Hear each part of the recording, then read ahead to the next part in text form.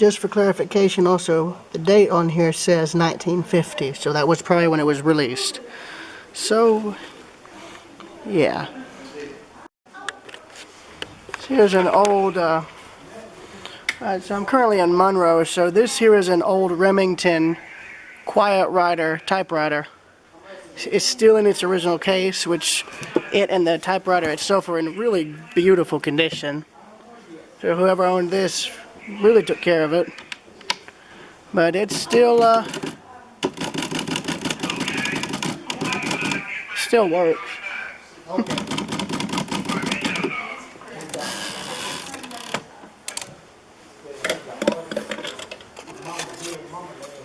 Yeah.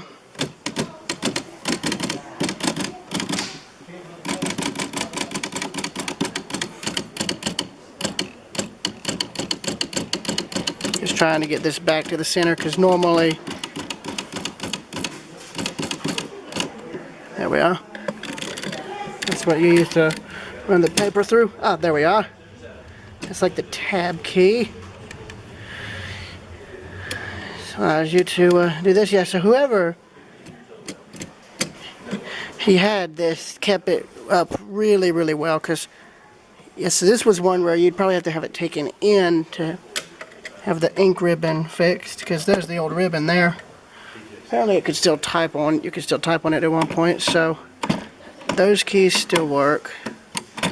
Those key works, the tab key works, that works, that works, that works, that works, that works, that works. I like to make sure everything still works on these things.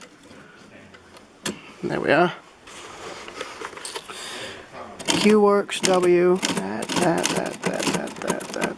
that. So those work, those work. I'd imagine all these still work because, well, the whole mechanism is intact, to say the least. But again, you can't, this is one of those where you could no longer take this up to actually replace the ribbon. It looks like you'd probably had to have take it in, I think. But the owners were kind enough to take this out so I could see it. And I'm glad they did because I hardly actually see these typewriters in antique stores anymore. I don't know if that's because they're getting harder to find or if people are using them again, but still, it's nice to see one like this in good shape.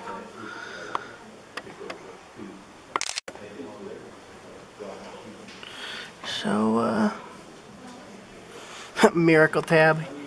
Yeah, if only we had that now. It'd be funny if somebody actually brought one of these into, like, you know, a classroom or a university.